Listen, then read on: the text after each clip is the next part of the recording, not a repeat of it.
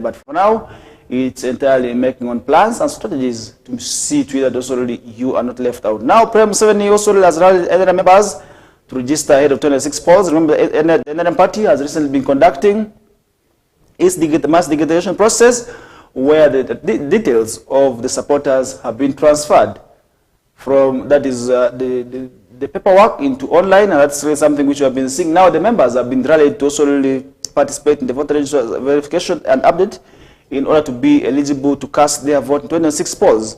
And now the Electoral Commission has set January 20th to February 10th as the dates for the general update of the National Voters Register. And during this exercise, according to the Commission, we shall be seeing persons who turned 18 years after 21 polls will be registered as new voters, while voters who registered already previously will have the opportunity to verify and update their particulars. And registered voters who wish to also be applied to change their voting locations. And remember, this is also possible where if you had been voting in Kampala and this time around you feel like you need to vote in Arua, it's going to be possible. Meanwhile, if you had also been voting, let's say in Ivo division, this time around you feel you need to be a voter in Central division, still all this is going to apply, and that's really something at the end of the day which we are rallying to take advantage of. Now, Mr. Museveni, the NRM party chairperson, is highly expected to run for office again in the forthcoming general elections, and this is also the way we shall be seeing him also turning up as the flag bearer for the NRM. Now, Mr. Museveni's appeal came a day after he held also already a meeting with the NRM secretariat at his home in Rochitura, and this was told to address some of the internal disputes leading up to the 26th also the election in there. And these are issues which we are seeing the party also strategizing on to see that also 26 comes when they are as a solid unit in there without also being divided. And this is what we are seeing the NRM party also doing to see that by 2026 they are speaking the same language. And what are the rest of the political parties learning from what is happening within the NRM?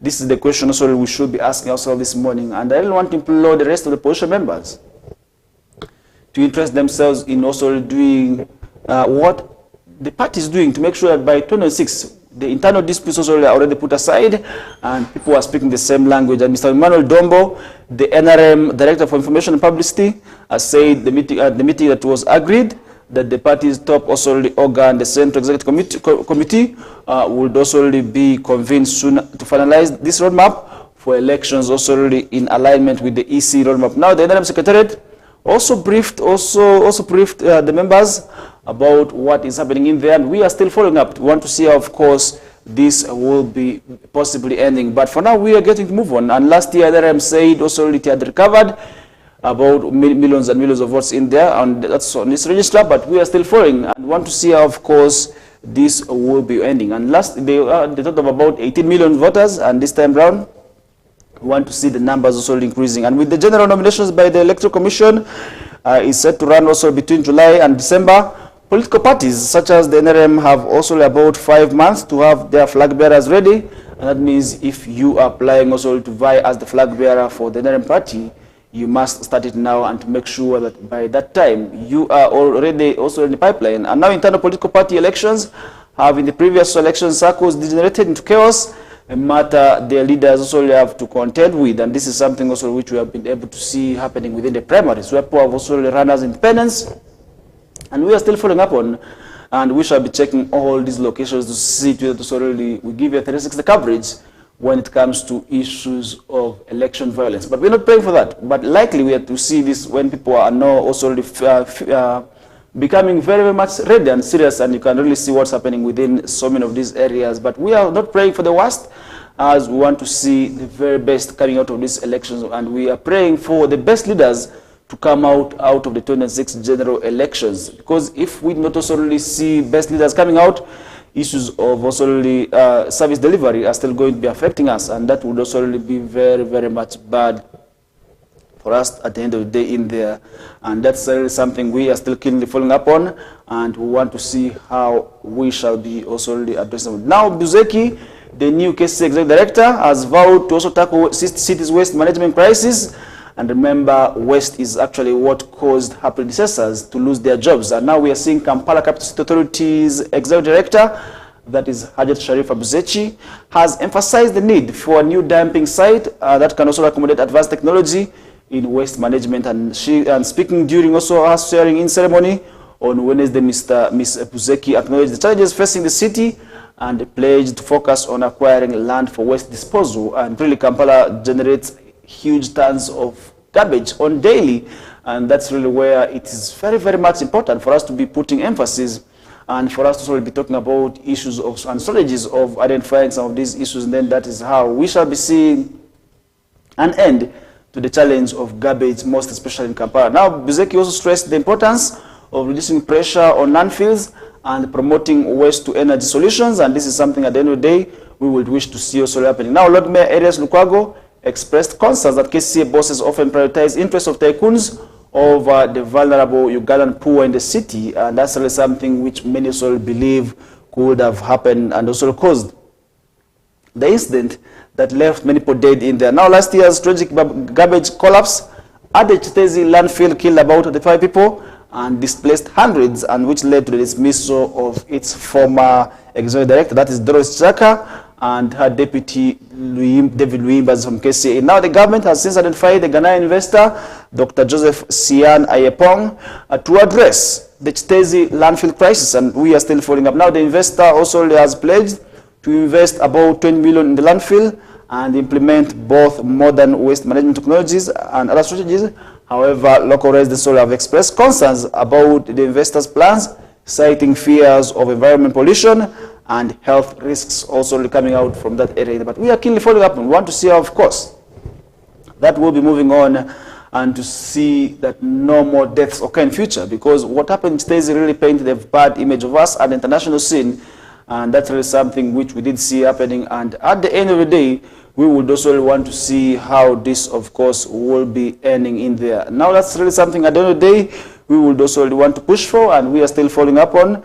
We want to see how we shall be seeing also really an end to this. And that's really something at the end of the day which is really very much important for us to be talking about also really at the end of the day. Now, leaders want teenage mothers back in school. Yesterday, I was in Ofaka sub-county, in one of the villages, also to see issues of teenage pregnancy and early marriages also to be tackled down. On my findings, young girls are getting married. Young girls are forced into marriages simply because sometimes people do not know what exactly to do. But on a quite good note, we have families who are supporting back their children to go back to school, because I was able to interact with one of the girls who told me she was raped because she had gone to work with her elder sister at the market, and as she was coming back from work, an old person was able to rape her, and the first time she was raped, and that was the very first time she was also having an intercourse, it resulted in pregnancy, and there was no way she could explain this to the parents until that's when she gave birth.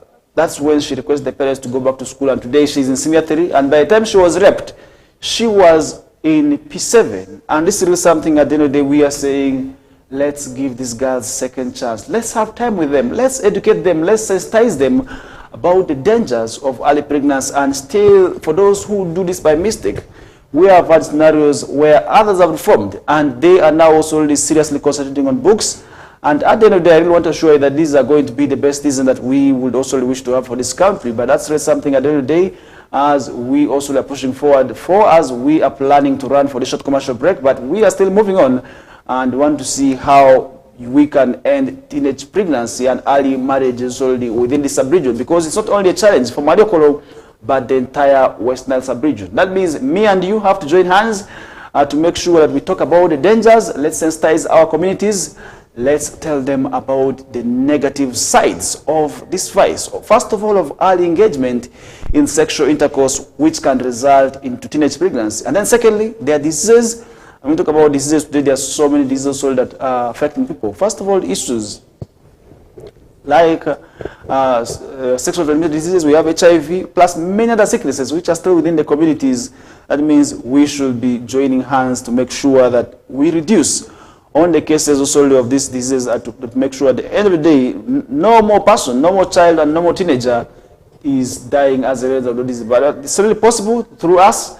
That means me and you, the community leaders, the family members, because this thing starts from the family members. And as we are really finding out about issues of teenage pregnancy, one of my findings is that sometimes it's actually these girls who are causing these tendencies of being raped or these tendencies of being seduced into sex.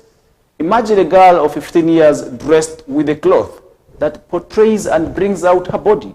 What is for that man who is sitting on the trading center, who is always looking up at you? Most especially during the market days, it means as families we're not doing enough, first of all, in terms of monitoring the dress code of our children.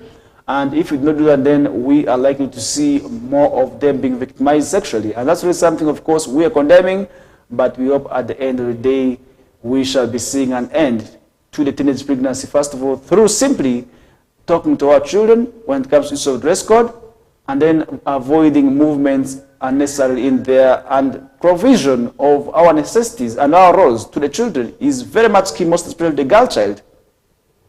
If we do not sensitize the girl child about the needs, about what she desires, then we are likely to see an increase on early marriage and teenage pregnancy. With that, we are taking a short commercial break. When we get back, the discussions will be able to follow. My name is Farish Majid, and it's a Thursday morning, and today happens to be the 9th of January. The year has started running from where we left. For now, we take a short commercial break. When we get back, the discussion will be able to follow. Stay tuned.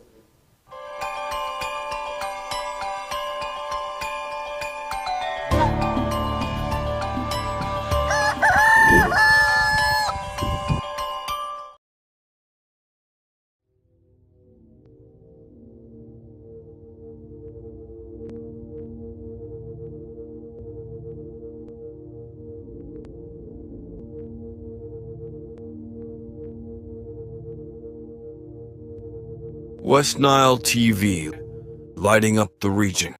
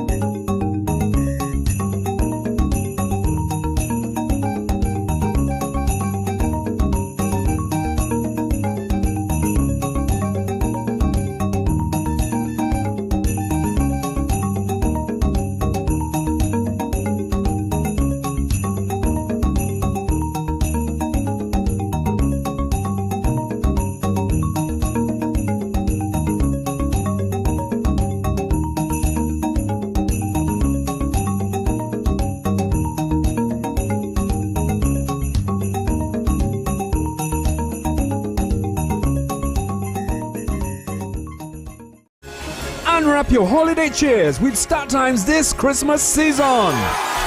Starting the 15th of November, simply pay your monthly subscription for the next bouquet and automatically enjoy content on the next higher bouquet, plus a chance to win exciting prizes. Your gift box contains variety of local entertainment and fresh shows, exciting cartoon and fun kids entertainment, mega superstars, local and international, a memorable trip to Spain to watch a La Liga match. And that's not all. Lots of prizes to be won, including ZTE Nubia smartphones with free 15 GB Airtel data. StarTimes gift that keeps on giving. Merry Christmas. This message is powered by ZTE Nubia. Better for all.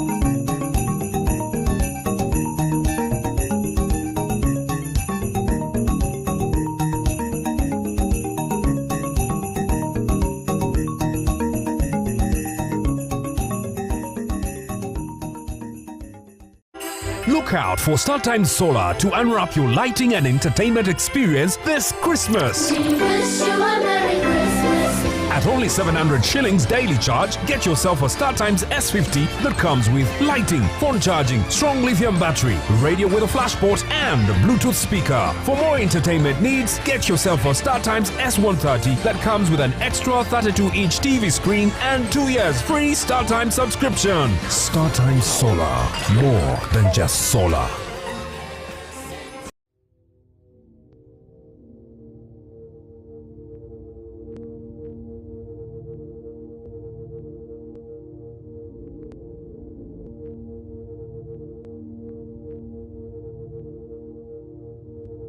West Nile TV, lighting up the region.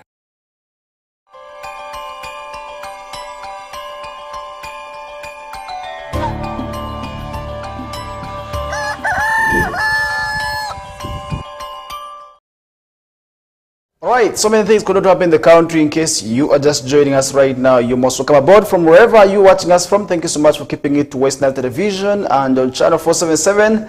That's for those who have the Times Goda, and on 0073 for the Zuku, and not forgetting 369. That is for Azam. And this is something where we come your ways every Mondays to Fridays to let you know of what's happening in the papers, what's also being discussed in the corridors. And I really want to talking about what is being discussed in the corridors is that we are seeing the criminal gangs in a rural city have come out to say that they are reformed and they want to be pardoned. And amnesty we have always seen being given to criminals, we are seeing the city authorities also giving them the amnesty to come back and live peacefully with the people. But now the question is, will the people be safe after the return of the people, after the return of the group members? Because most of them are now saying they have reformed. But the question is, have these people reformed seriously? Is it realistic? This is what remains unknown. But days after, we did see Ali Tororo coming out to also claim that he is living the criminal behavior. Yesterday but one, we had also another boy in the names of Lojugo coming out to also say enough is enough. They are coming out with the group members to say they are hanging their boots when it comes to theft. But now the question is, what next for them? Because recently the group and Ali has been advocating for support from government, with also other stakeholders coming up to their rescue, where they are asking government to grant them skillings. They need also to be skilled, first of all, in mechanics, in boxing, in catering. These are the skills they're calling for, except one who was willing to return back to school, and this is a son, I do understand, to a driver of the late Ongolobo. For those who know late Ongolobo, who have been in Central Division, most especially around areas of Oli, Tanganyika, that name must not be new to you. And that's really where we did see his son, to the driver also coming out to solely say he wants to go back to school. And fortunately enough, Oshino Rashid, councillor for Bazawad, also that was the Secretary for Social Services, and the security pledged to also support this boy go back to school, where he will be taking him to study at Niva Primary School, and he will be paying for this boy's school fees up to P7. That means we can still be able to join hands and support Oshino Rashid in this noble cause to see that this boy realizes his dream of having education. We never know, he may be the next lawyer, he may be the next judge, he may be the next engineer, he may turn out to be the next best doctor of this country from that criminal behavior. And these are still minors. Most of them are actually between the ages of 10 up to 14 and 15. These are young boys who can still go back to school and do something, and that means if at all we support them, then you never know, they may also turn out to be the best citizens of this country. But all in all, we are still keeping to push on and see how, of course, all the stakeholders will come to this people's rescue and see how, of course, they will be changing, and that would enable these children also to continue with also another life from also what they were used to, of being criminals, and to become the good children in there. Now that's really something, of course, we are pushing out for, and we hope this will be working out for them. Now, cultural and religious leaders in Ajuman district, under leadership of Paramount Chief Simon Surubaru, have pledged to champion the re-entry of child mother into school, and this follows a report from the District Education Department that highlights sexual violence against girls of school age going age. And the report revealed that Ajuman District recorded a total of that's 1,809 cases of sexual violence against teenage girls over the past 5 years,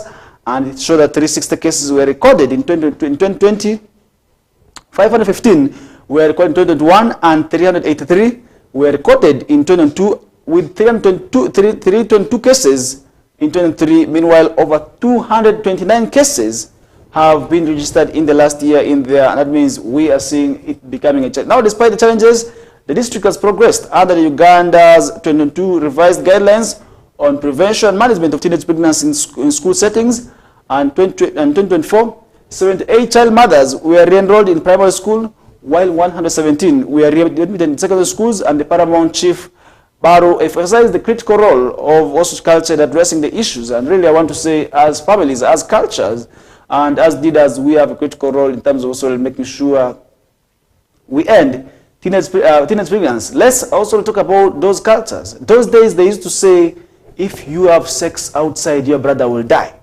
And this is something that worked. This was a myth. But today, I think the girls have realized that this thing is not working. People are sneaking. People are doing it really as they wish.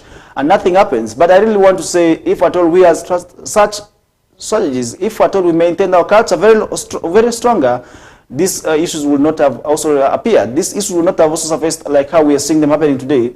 But today we are really seeing our girls are getting pregnant. It means that they are having sex like it is never before. We are seeing teenage mothers every time walk on the streets, and I really want to say I find pain, I find tears in my eyes really whenever I see a girl of 15 years getting pregnant. And you really wonder what the perpetrators, or maybe what those who had feelings for these guys were up to.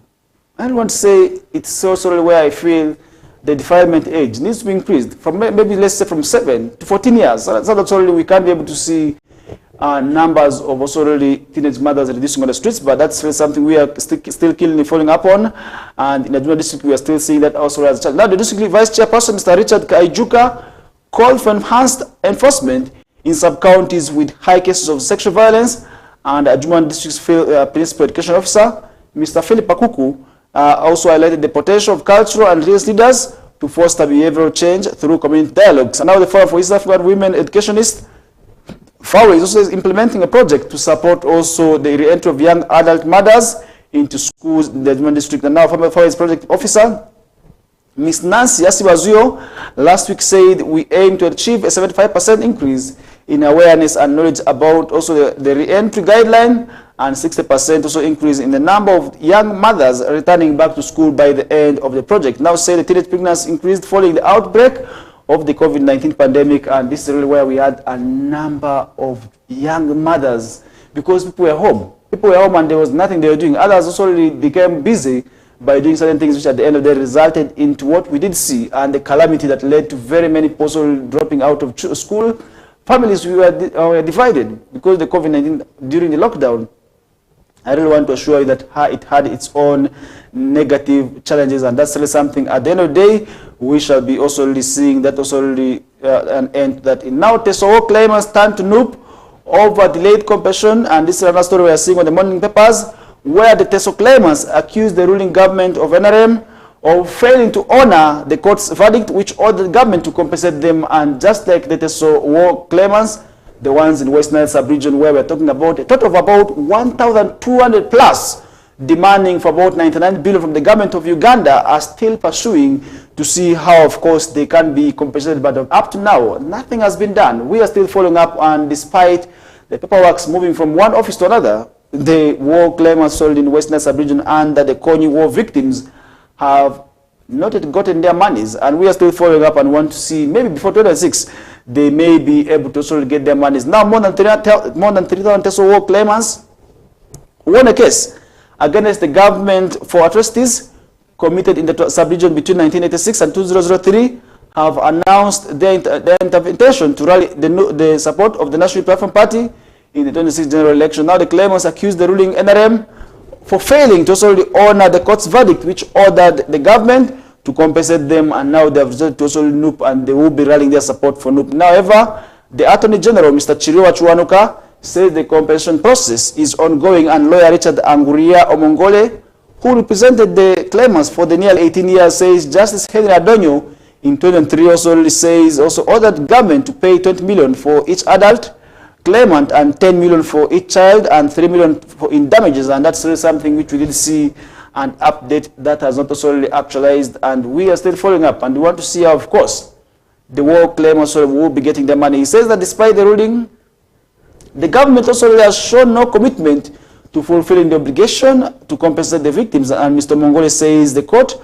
order for a joint verification process with the Attorney General's office expired nearly 2 years ago, as he accused the Attorney General's office of deliberately also stalling the process. And Mr. Mongole reveals that the claimants have entered into a memorandum of understanding with the National Unity Platform Party regarding their compensation, and that's something which we are still following up on. We want to see how, of course, this will be ending. But he added that the Tesoro war claimants plan to mobilize support for the National Unity Platform Party in recognition of the party's unwavering commitment to their plight. And Mr. Mongole did go on to also say that the restocking exercise has remained a messy affair that also can't readily be explained by the government to the people of Teso, because its beneficiaries are not known to them, and that's really something which we are still seeing. And Mr. Patrick Elobu Angonu, a leader of the Teso war claimants, says the government has turned a deaf ear not only to the claimants but the broader concerns of the people of Teso sub-region. And that's really something which we did see, where Mr. Angonu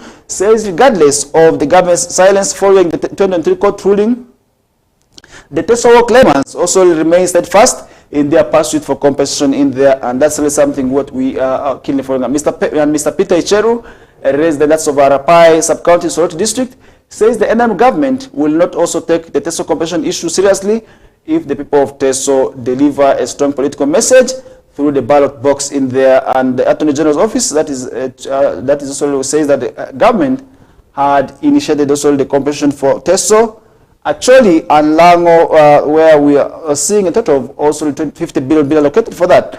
And as that also the funds continue to be allocated to be also the scheme annually.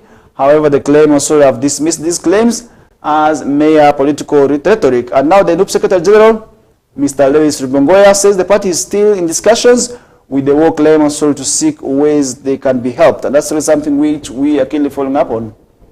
And we want to see how, of course, the people of Teso will be getting the monies that they deserve to also have it. Now the people of Teso, through former Kapile Member of Parliament, Mr. Julius Ochenyi, and also really Mr. Elijah Okupa, initially sued the NRM government to 2005, citing also its failure to protect lives and property during the years of raids and conflicts in there. Now in his verdict delivered on October 2023, Justice Adonio said there was also a breach of Articles 21, 22, and 24 of the 1995 Constitution, which also had the mandate to protect life, ensure that there is equality irrespective of color, tribe, and race, and also ensure that there is no torture inflicted on the citizens. And that's really where these people were able to also register a success in their case, which was also against the government of Uganda in there. But we are still following up and want to see, of course, we shall be seeing how this, of course, will be ending also to make sure that nothing bad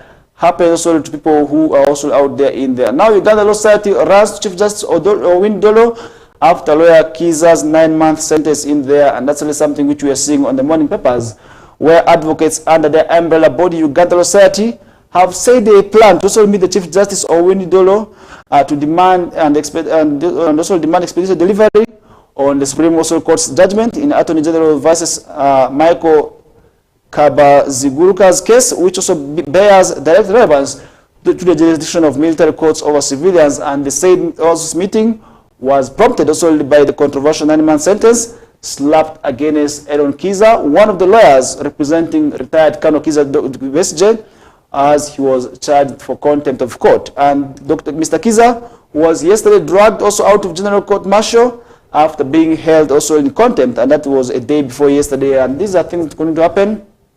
And many people are as well expressing their issues about this also issue happening in the country. But we are still following up and want to see how, of course, we are going to be seeing that also ending. Now, sex trade in Uganda is said to be also increasing and fueling the spread of Mpox, where Uganda is said to be registering 70% increase in the Mpox, and Mpox remains a great concern. And that's really something at the end of the day we shall be seeing also really an end to it in there. And as we move on, let's make sure we are also having campaigns against ending Mpox, because Mpox still remains a great concern. And now a new report from the Mpox response team shows that the cumulative number of Mpox infections has also increased from 905 by December to also 1,571 cases as of January 7th in there, and representing an increase of about 70% new cases. And now the rise in infections with the viral disease outbreak also was confirmed in Uganda last July.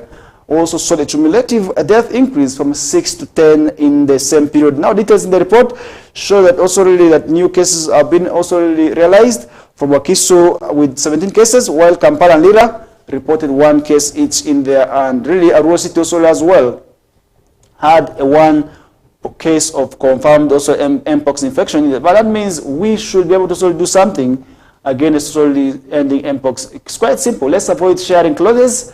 Let's avoid handshakes. Let's avoid hugs. Let's above all wash our hands with clean water and soap every time. And above all, if at all we also realizing symptoms such as headache, skin rashes, let's rush the nearest health facility to be tested, because it may either be mpox, it may not be mpox. But all in all, let's rush to be checked and tested, and that will solely how at the end of the day we shall be seeing ourselves be safe against mpox in there. And that's something which we are seeing happening, and we shall be putting an end with that to the discussions which we are getting to also move on. But before that, let's now see what's happening at the international scene.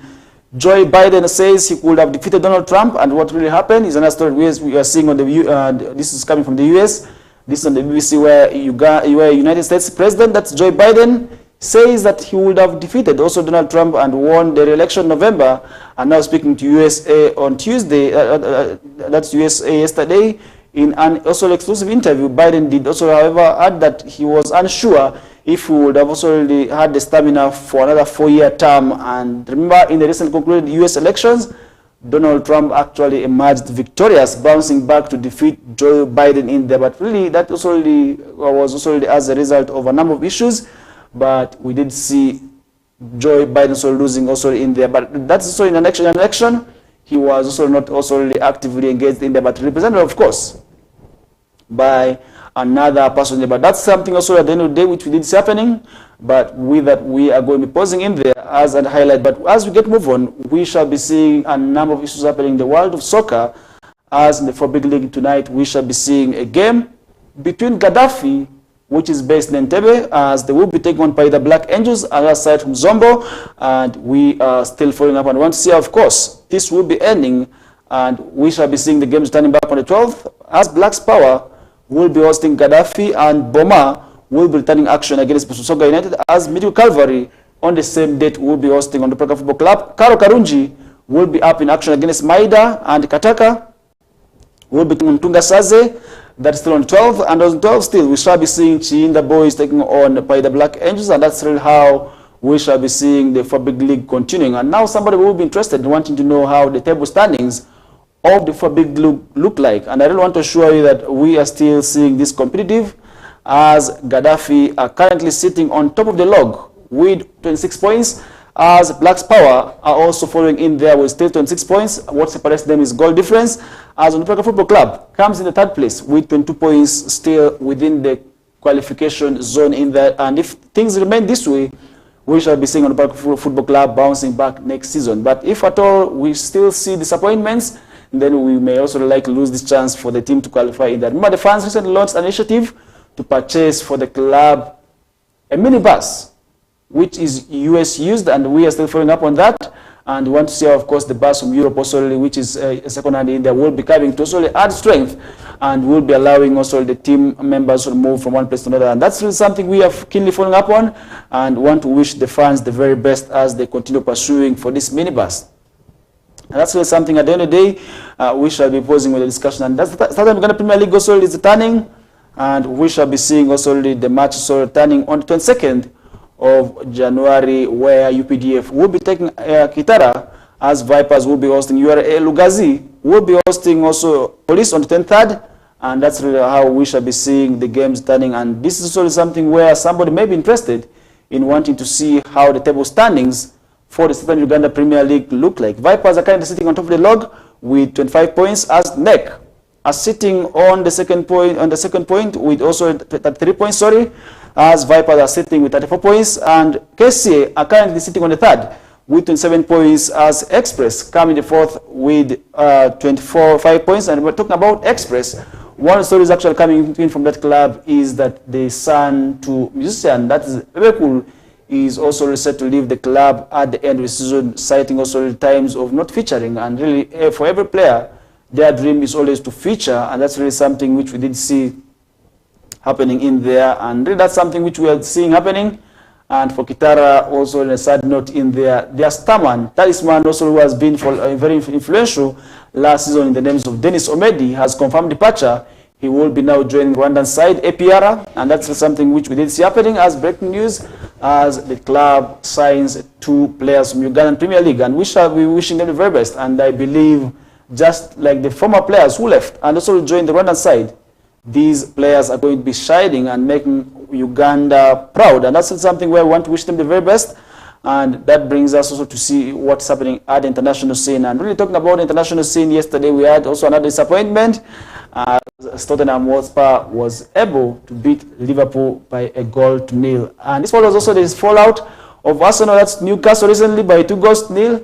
Yesterday was already another nightmare for the Liverpool fans. With that, we come to the end of the show for today, as we shall be bouncing back tomorrow. But remember, more details of what's happening in the world of sports for you who is interested in sports will be coming through from 3 p.m.